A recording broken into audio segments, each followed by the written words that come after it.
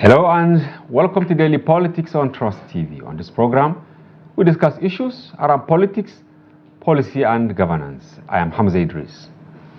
Concerns have continued to mount over the insertion of a clause in the bill for an act to establish the National Animal Husbandry and Ranches Commission by the National Assembly, which was sponsored by a senator from Benue State, Titus Tatenga Zam.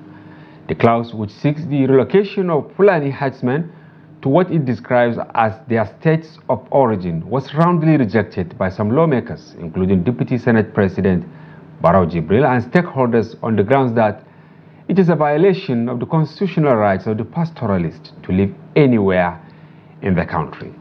While those kicking against the clause and seeking its removal welcome the idea of ranching, they expressed deep concerns over the danger of profiling the Fulani herders to avoid a repeat of the Rwanda genocide experienced by criminalizing the innocent pastoralists for engaging in their legitimate businesses. It is against this backdrop we'll be engaging with the national president, Miyetti Allah Cattle Breeders Association of Nigeria, MACBAN, Baba USMAN NGELZARMA, to get the perspective of the umbrella body of pastoralists in Nigeria over the controversial clause inserted in the bill. Welcome to the program. Thank you for having me, Hamza. And happy Democracy Day. Thank you very much. Yes. But before the conversation, here are some tidbits.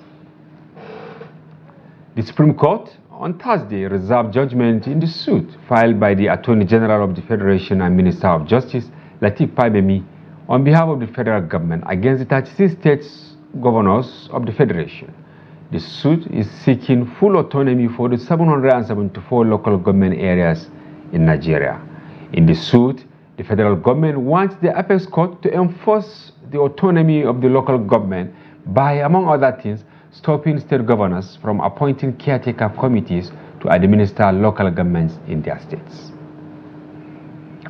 And elsewhere, Justice Liman Mohammed of the Federal High Court in Kano on Thursday ruled that it has the jurisdiction to hear the case instituted by a traditional title holder in Kano Emirate, Aminu Babba Dan Agundi, regarding the dethronement of Aminu Ado Bayero as the 15th Emir of Kano by the Kano State government. The ruling comes just days after a Kano State High Court ordered a substituted service on Bayero and 4 other dethroned emirs in Kano State in a related case filed by the state government.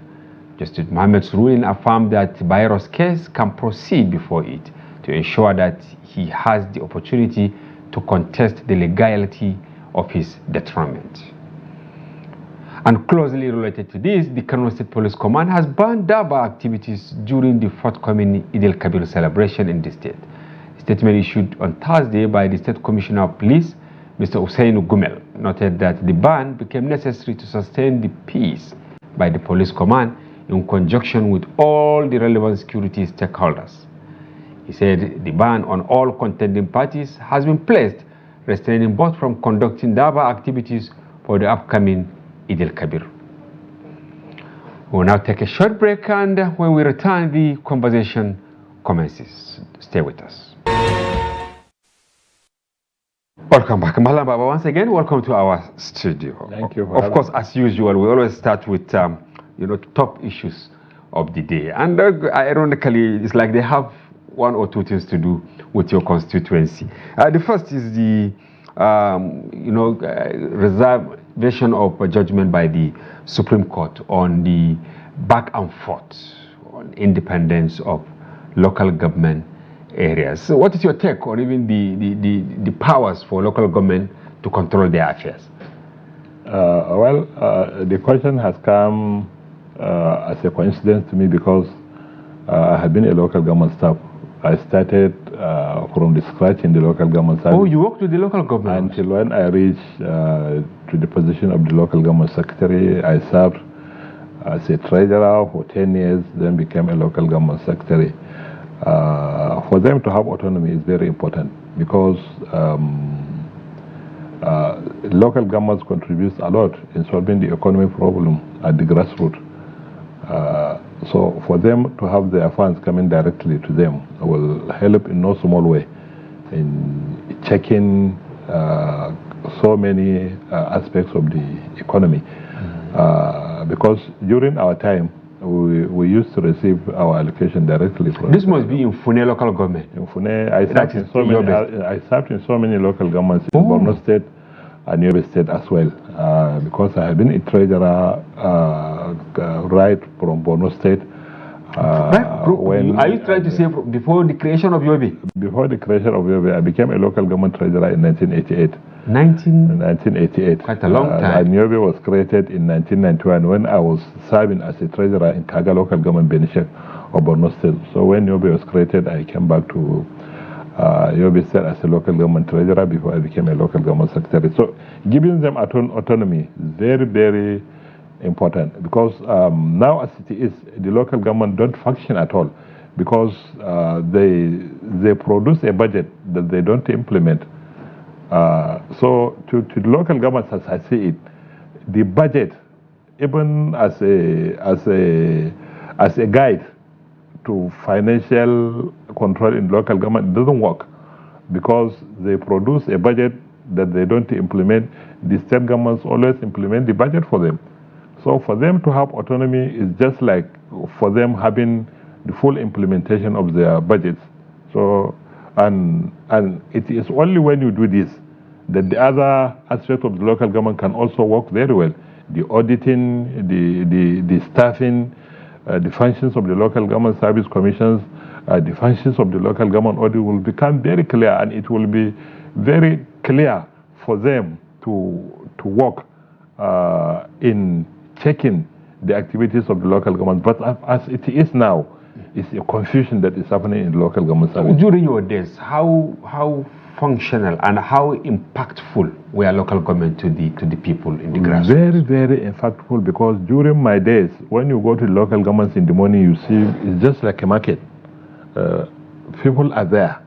Services are being rendered. Water is being provided. Health services are being given. And so many other things. Salaries are paid as when due, at the right time. Staff are always there in the office. So they oil the economy. You say? They oil the economy. The economy at the grassroots was moving. It was moving seriously. But when the states started interfering into the local government activities, so they go to any of the local government in the north and see, during the days when the staff are supposed to be working, you can hardly find 10, 20 people in the local governments. Nobody. Because all their services have been taken over, has been taken to the state Ministry of Local Government and Chieftaincy Affairs. So they don't do anything apart from the payment of salaries. Most of these services that they are supposed to render are being rendered by the state. I had cause to interview a deputy governor, I remember, who served as commissioner for local government and chieftaincy affairs. And when this question came up, he said the reason why, in their wisdom, those who crafted the constitution that we are using now to create joint account was because the recruitment process in the local government, as per leadership, was very weak. So you have people who don't have the capacity to even manage the resources very well. So they saw it as if it was their personal estate. And that was why they said, okay, state governors should have a say on how local government should be spending their money. How can we now strike a balance between influence from the state government and then what elected local government chairman should be able to do so that the services will be rendered to the people? Well, this is the right step that the federal government is now taking. Okay. For the local governments to get their full autonomy, you have to give them their money directly. Let them prepare their budget and implement their budget. Let the local government audit function the way it is supposed to function. Let the local government service commissions also function the way they are supposed to function. In those days, from level 1 to level 6 are being employed by the local government. There is a local government staff service committee that is supposed to look at issues of employment, discipline, and what have you, promotions of the local governments from level 1 to 6. Once you pass to level 7, you'll be taken into the unified local government service, where the local government service commission now starts from level 7 up to level 16. They take over the activities of staffing of the local governments. So during those days, there is a relationship, there is coordination between the local government service commissions and the local government audit. So also the mother ministry as the supervising body, looking over the functions of the audit on one side, and also looking over the functions of the local government service commissions on the other side, and then the functions of the local governments as they are. The way the local government was handled by the 1979 Constitution was the best. The 1979 Constitution has explicitly talked about local government, how the service is going to be, what are the functions of the local government. Well defined. Everything well defined in the 1979 Constitution. But if you go to the 1999 Constitution, the provisions for the way the local government are supposed to function is just very vague. There is nothing much. That it only talks about the existence of local government, 774 of them. That is much that the Constitution spoke about the local government. It wasn't elaborate like the 1979 Constitution. The 1979 Constitution was the best Constitution for the local governments to function as a third tier of government. But now, the way it is being done, me as an old local government staff, I am always surprised on how can the local government account for their stewardship. I served as a treasurer. I know what we were doing then. We have everything, all the books of accounts are there. The main books of accounts, the subsidiary books of accounts, we all maintain them. The personal emolument register are there. We're at a stage, at a time, we know the number of staff we have, we know their levels and what have you, and we know how much we pay as remuneration to our staff. Then we know what percentage we are supposed to budget as capital expenditure, what percentage we are supposed to budget as recurrent expenditure. What are those things that we are supposed to do? They are very clear. All the necessary books accounts are very clear. Today I wonder how an auditor can go and check a local government and find whether they are functioning or not.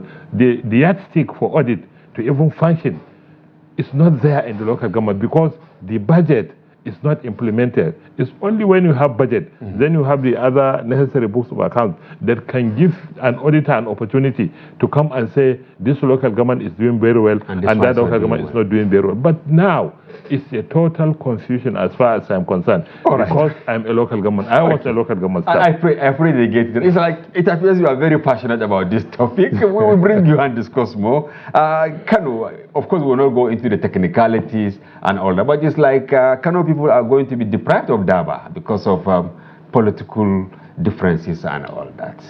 Yes, to me it's good, considering the security implication it will bring to the state. We have two sitting emirs in Kano. So who will go for the Daba and who will not go for the Daba? So the best thing is for the security to stop the Daba, at least for the interest of peace and peaceful coexistence in the state. But to what level should, I don't want us to, of course, as I said, it's sub judice. You know, how can we have limited interference maybe in administration of emirates?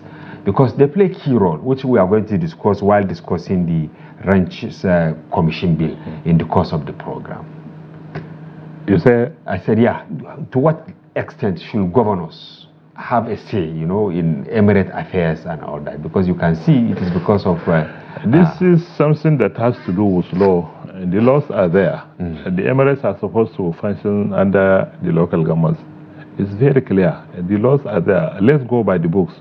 So that things will be clear.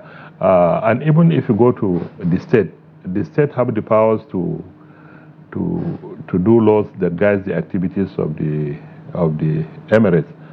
But there is also a condition for how the laws are going to be promulgated. But these are things that can be left for the legal people to talk about. I don't know much about the law, but me, I know with my little knowledge of local government, I know the emirates are supposed to function under the local government where they are domiciled. Where they are domiciled. Their discipline appointments and what have you are all in the previous laws that I know are all under the local government services. But today, you see, because of politics, it has turned out to be. It's like governors are becoming emperors. They have enormous powers, and they are finding it difficult to manage them.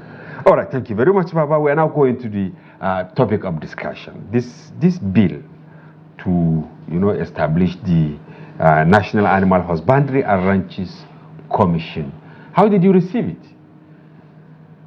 Well, we received it with the greatest surprise, but I don't want to say much about it now because we have already established a committee that has a representation of all the major pastoralist groups that are now working to come up with a well-informed response to the bill.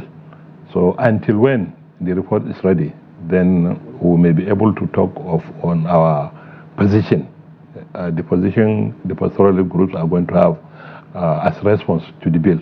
But for now, we have started working. I'm also a member of the committee. We have started working on it. So until when it is completed, before we can come out with a position. What are some of the which umbrella bodies we have the Fulbeck Global. We have the representatives of Tabital Fulaku. We have representatives of Koret. We have the representatives of Pare. I represent Miyetti Allah Cattle Breeder Association. There is the representative of Kapdan. And all the other major pastoralist groups are all represented in the committee. So the committee is now working to come up with a well-informed response to the bill. Until when this is done, before we come up with a concrete position on our view about the entire bill. It was sponsored by Titus Zam from Benue State. This is a state that was really averse to animal husbandry, to put it mildly. Do you foresee, well, I'm not talking about your discussion now with the other gurus, but as the national chairman of the association, don't you think he's taking it too far for a bill to come from someone from Benue, going by how it went with you during the former governor? Well, you see, because the bill is coming from a senator from Benue State, that is why we are all suspicious about the bill. And if you study the bill, you realize nothing is being said about the position of the grazing reserves.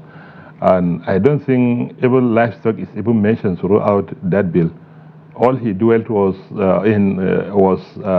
animal husbandry. So to me, it's like he is trying to bring in or try to extend the hatred they have for pastoralists in Benue to the national stage. I'm sorry about my statement, but to me, that is my view. So to us, pastoralists, the bill is suspicious because it is coming from a senator from Benue State.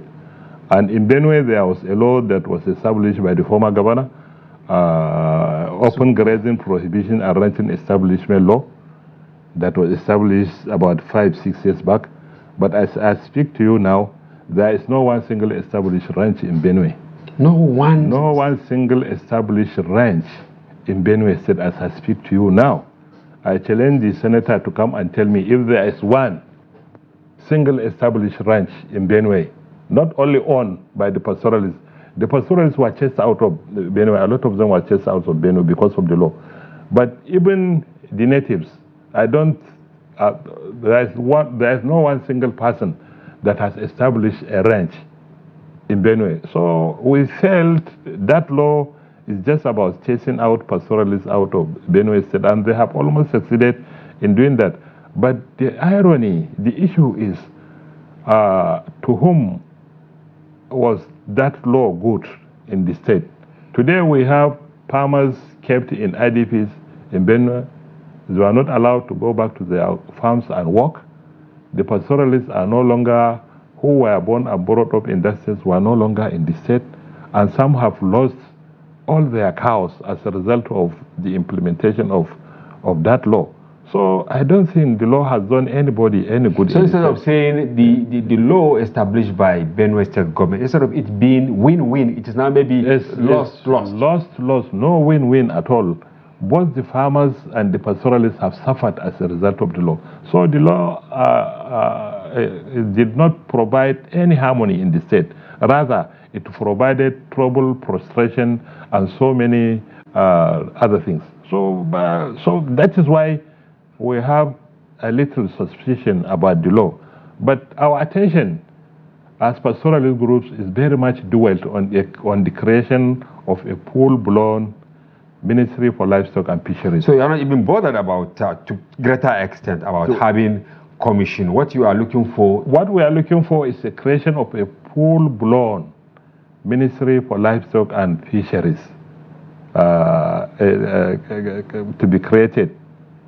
Will it make any difference? In the country? We have Ministry of Agriculture. Yes, it will make a lot of difference, because rather than addressing one aspect of livestock, which is ranching, by creating a commission, why can't we go for a full-blown ministry that can address the entire livestock value chain activities holistically?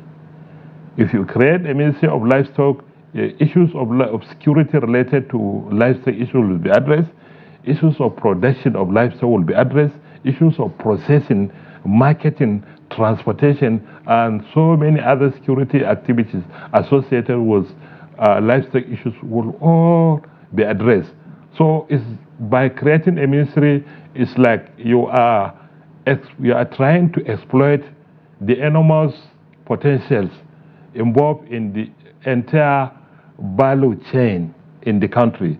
And when you do this, you will have a lot of value for livestock in the country. Unlike now, where compared to most of the West African countries, Nigeria is the least contributor to the country's GDP compared to most of the West African countries that have far less livestock population than Nigeria because of the neglect. So having a full-blown ministry will help exploit the enormous potentials the livestock subsector has in the economy, rather than coming up with a commission that will only address an aspect of livestock issue, which is ranching. Instead of that, why can't we go for a full-blown ministry? Mind you, a committee was established by Ganduje when he was the governor of Kano State. A livestock reform committee was established by him, headed by Jega, the former INEC chairman, as the chairman of that, Professor Tahiru Jega. That committee has about 30 members. I am also a member of the committee. That committee has perfected a document that was formally presented to Mr. President. We are now waiting for the implementation committee to also be established by Mr. President. What are some of the findings in that? Major part of our request in that reform committee is the creation of a full-blown ministry. But deep inside the document, nothing was left out in the livestock value chain. Even issues of ranching were discussed, and solutions were proposed on what type of ranching and how the ranches are going to be implemented in the country. You know, ranching has so many models. We'll have to evolve a model that can suit the peculiarities of our pastoralism. But one fact remains: a model of settlement has to be provided, because this issue of movement, we also agree, is just a matter of time. It will have to stop, because the population will continue to increase, climate change, so many other things posing a challenge to land, and the enormous demand on land by farmers and other uses is also problems that requires an effective planning on the land for both livestock producers and farmers to coexist peacefully. Harmoniously. So having a full-blown ministry is to us is the only way out of these livestock issues in the country. Just like most of our sister countries, bordering us, they all have livestock ministry. Yes, that is the question I wanted to ask you, because in the course of the discussion, you made mention that getting value in terms of even GDP, the livestock in Nigeria is not doing enough contributing compared to maybe Niger, Benin, and exactly. Is it that they have more livestock than us? No. They have far less livestock population than Nigeria, because they are serious about it, because the government is treating it, is giving it the attention it deserves. That is why the GDP contribution of livestock in those countries ranges from 30 to 55% of those countries' economy. With their far less livestock population than Nigeria, they still contribute far higher in terms of GDP than Nigeria, because those governments are serious, because livestock is given the attention it deserves, unlike Nigeria, where the story is always neglect. Then just recently, the issue of security also came in to affect the livestock subsector. So the entire problem with the Nigerian livestock subsector is neglect. That is why we are requesting for a full-blown ministry that can work to give the required attention to livestock issues, to the entire livestock value chain in the country, rather than going for a commission that will address an aspect of livestock issue, which is ranching. I know that during the debate, Senator Abaribe, Senator Goje, Deputy Senate President Barrow, they all said, it's high time to actually regulate the livestock sector. But they now said this issue of relocating herders to their states of origin is where they have problem. I want to ask you, which states can we call belong to Fulani, or Fulani can call their own state? Almost all the states in the northern part of Nigeria have Fulanis. They have Fulani population ranging from 30 to 40, some up to even 50 to 60%. Now, are you basing this based on the provision of the law? Because the Nigerian Constitution says if you are in the place, is it 14 years or thereabout, you become an indigene. So because of this, we now have in all the states of the north, we have Fulanis. You can find them anywhere in the northern part of the country, and their population in each of these states ranges from 20 upwards. Maybe minus states like Benue and I can say only Benue. What about Plateau? Even Plateau has a large population of pastoralists Fulani that were born and brought up there. They were born and brought up there. Even in Plateau, you have so many of them. Well, in Benue, I can say the number is not up to that. But apart from Benue, come to Kaduna, there's a large population of pastoralist Fulanis in Kaduna. So also in most of the northern states. And if you go to the south, some states like Oyo and Ogun have some sort of livestock owners population in those states. But apart from that, if you go to the south, the number is negligible. In the entire south, you can hardly find a reasonable percentage of livestock of the Fulanis who live there. The reason why I always mention pastoralists and Fulanis, because coincidentally, the Fulanis are the 95% owners of the cows in Nigeria. So whenever, if you are talking of a pastoralist, you must be talking of a Fulani man. If you are talking of the livestock, in a way, you must be talking of a Fulani man. So they have population they have their presence in almost all the states in the northern part of Nigeria, and the southwest and the south. They are all there, but in their limited numbers in the south.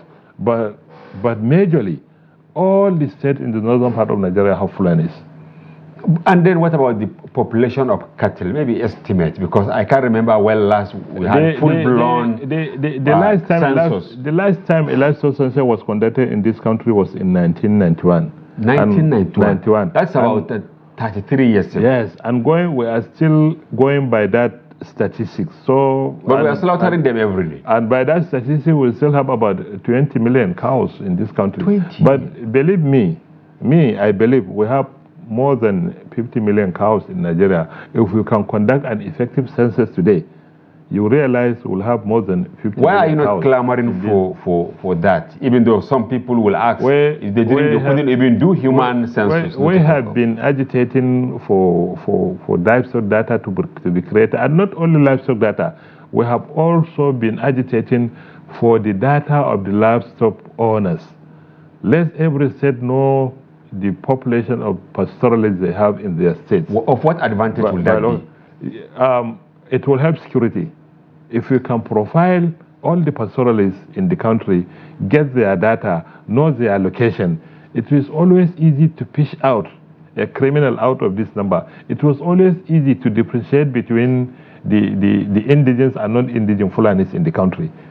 And because of our forest borders and because of the ECOWAS protocol on free movement for transhumans, they come in, foreigners come in and go out of the country at will because they are covered by the ECOWAS protocol on transhumance, so they have the privilege to move through the transhuman routes linking the ECOWAS countries. I see.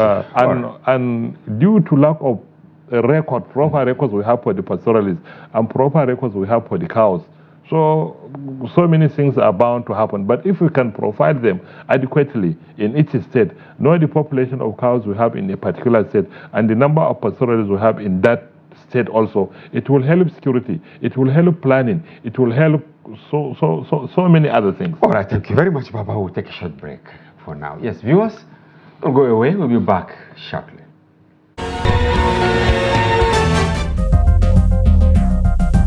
This is Trust TV, documenting the Nigerian story. Welcome back. If you are just joining in, this is Daily Politics reaching you live from Trust TV. You can do well by following us across our social media platforms on Facebook, Instagram, and watch us live on YouTube. We still have in the studio Baba USMAN NGELZARMA. He's the National President, Miyetti Allah Cattle Breeders Association of Nigeria. And we are discussing the clause in the bill that seeks to establish National Husbandry and Ranches Commission. Now, in what way? Because this bill has passed second reading.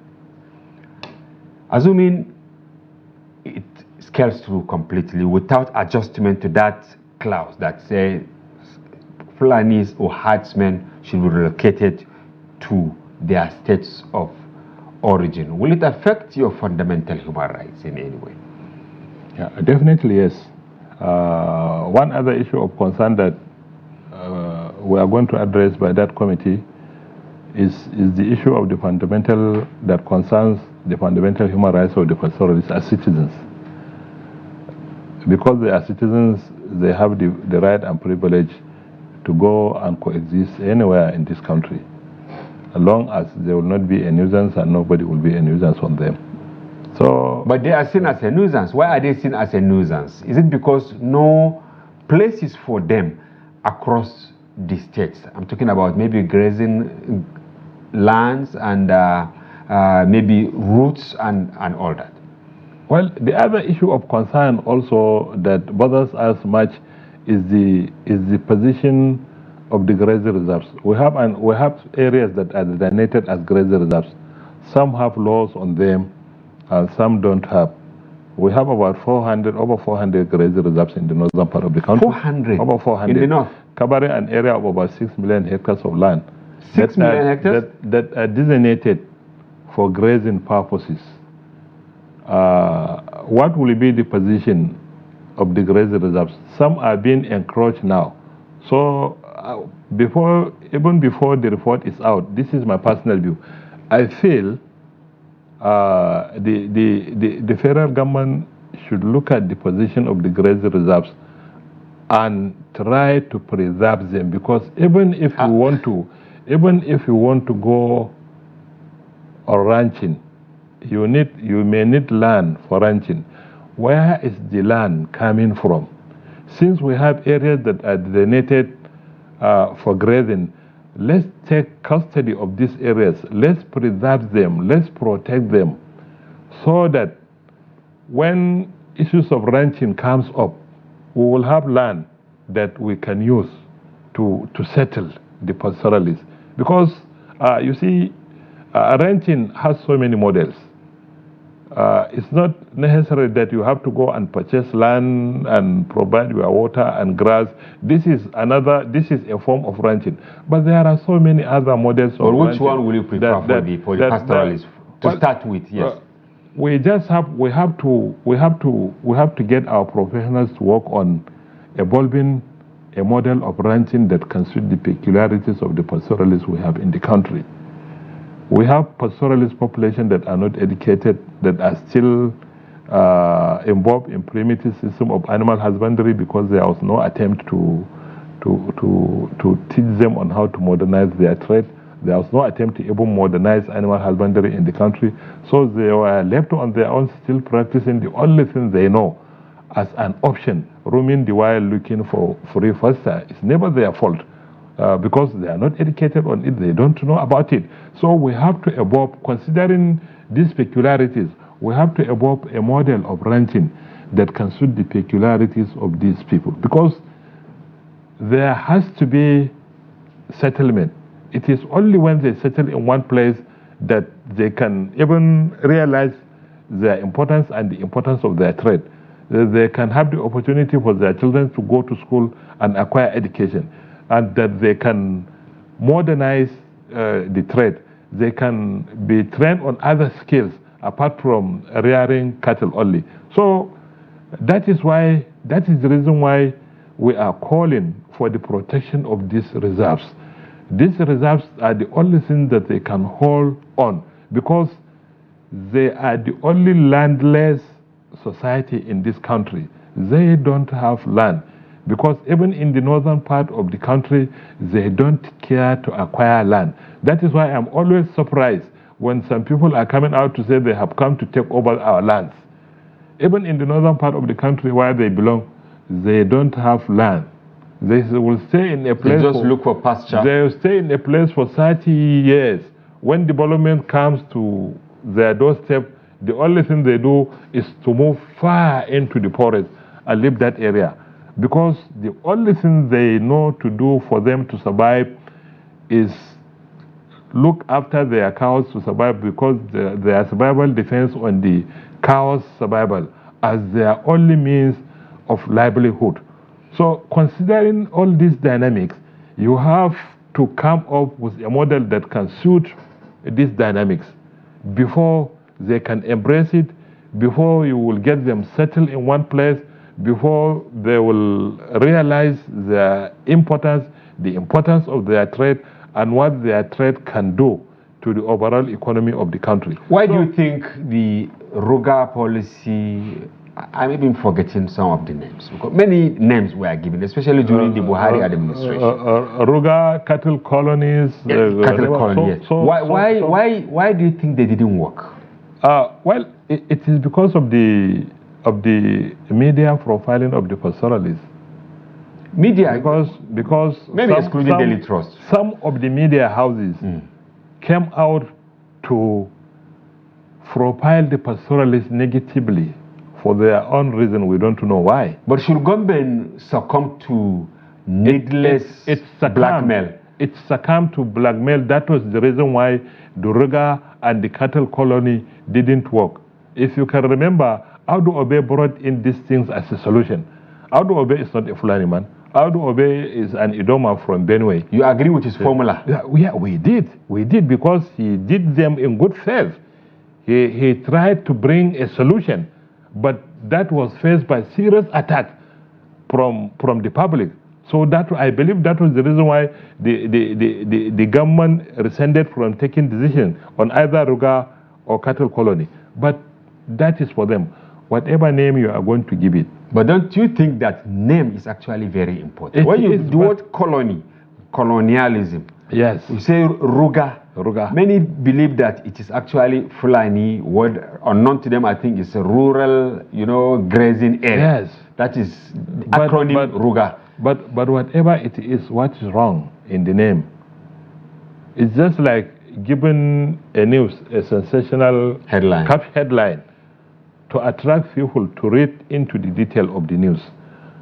Whenever you see a headline and you go deep into the story, you realize that something reasonable is being said. But when you say that caption was just given to capture the attention of the public, isn't it? So, you know, some people misunderstood the use of colony. They misunderstood it as if the intention is to come and recolonize those areas by the Fulanis. Some will say they have come to take over our land. While the thing that they don't know is, even in the northern part of the country where these people belong, where the Fulanis belong, they don't have land. They are not after land. All they are after is to look after their only source of livelihood, which is the cow. For the cow to survive, and which is also necessary for their survival as well. Why is it difficult? They are sleeping on gold mine. Because when you have like 1,000 cattle, you know that you can acquire as many hectares as you want by selling just a fraction, maybe 10% of the cattle. Why are they not willing? And then you, as their leaders, why are you not pushing for them to acquire land? Acquiring land is legitimate. That is the psychology. That is what we have been working on to change their psyche, to change their way of thinking, to try to educate them, to show them that today there are cows that are weighing up to 1,000 kilograms. Today there are cows that are given an output of 50 liters of milk per cow, against the ones that are given a maximum of not more than 5 liters, against the ones that we have that are outdated species that are weighing not more than 200-300 kilograms per cow, even after giving it intensive feeding and rest. So these are the things we are trying to put into their heads, for them to know that settlement is the only option.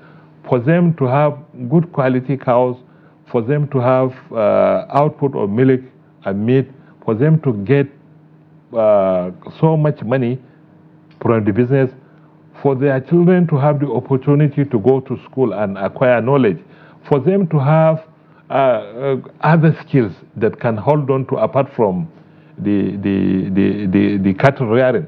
So these are the things that we have been doing, sensitizing them, at the union level, drawing the attention of the government to get involved in measures that can create awareness among the pastoralists that can make them. Okay, this is very germane to our discussion, getting the attention of the government. Now, many Nigerians are still appalled by the inability of governors, especially in the northern part, to pay attention to this very important sector. Because if you believe that, okay, in your state, I don't want to call names so as not to profile, let me put it this way. If 2 or 3 states will give serious attention to serve as a good example, don't you think even states in the south, southeast, and southwest, they will embrace it? But in the north, we don't have it. Why are governors in the north adamant to actually kickstart this process? This justifies our request for a full-blown ministry. If we have a full-blown ministry, this will compel governors to also create livestock ministries in their state. Okay. So this is the more reason why we are looking for a full-blown ministry, rather than taking one aspect of livestock, which is ranching, and creating a commission for it. Why can't we go for a full-blown ministry to tap out the enormous potentials that are involved in the livestock subsector, at least for government to benefit, at least for the public to also benefit from getting employment, government getting revenue. Most of these West African countries that have GDP, more reasonable GDP contribution in the countries, a lot of them depend on livestock for the survival of the entire country. But there are quite a number of legislators from the north. They have the numerical strength to influence decision. What is your call? Should they counter this bill and then replace it the one that will lead to the establishment of this is a ministry? This is what we will call them to do, because let them know that the way our pastoralists are doing livestock business is almost a way of life for them. And changing somebody's way of life has to be gradual. It's not like you want to switch off a light. Yeah. Yes. So if I understand, you are calling on the members of the National Assembly, especially from northern extraction, yes, to push. We know that at the end the settlement is the only solution. But this is it has to come as a gradual process. You are trying to change a way of life of an entire society that having a population of over 40 million. 40 million. 40 million. So this process must be gradual. You cannot expect them Are you saying at their level up to 40 million? They are. You cannot expect them at their level to embrace an alien model of ranching that is capital intensive. And our legislators have to know the dynamics. 70% of the pastoralists we have in the country are smallholder farmers that are having not more than 50 to 100 cows belonging to the entire family. If you say you will venture for the capital intensive ranching, before you acquire the land and develop, the cows must have been exhausted, finished. You have to sell them to buy land. By the time you sell them, buy land, purchase, provide your own water, the cows must have gone. So to whom are you providing the ranch for? They have to understand this dynamic. They have to understand the type of the pastoralists we have in the country. For them to either support or refuse to support this bill. But what we are telling them, instead of a commission that can address only an aspect of livestock in the country, why can't we have a full-blown ministry that can holistically address the entire livestock issues in the country, including the security matters, including the potentials involved, including the development of the production to a reasonable level, either through whatever ranching or whatever model, including processing, how meat is being processed, including improving the standard of the meat to meet the standard of export, including how to bring a good management in the market in the way that government can also benefit, including how transportation of the cows can be improved in a way government and so many employments can be created, including what security, what non-kinetic measures can be applied in addition to the kinetic measure that is going on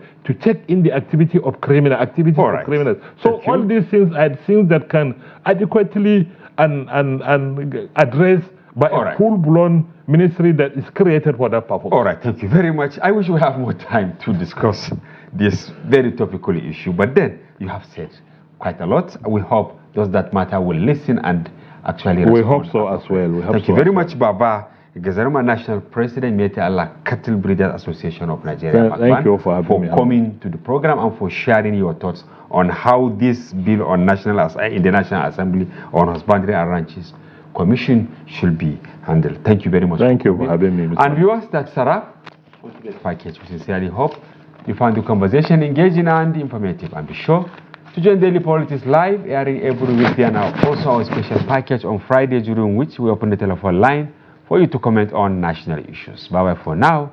I'm Hamza Idris.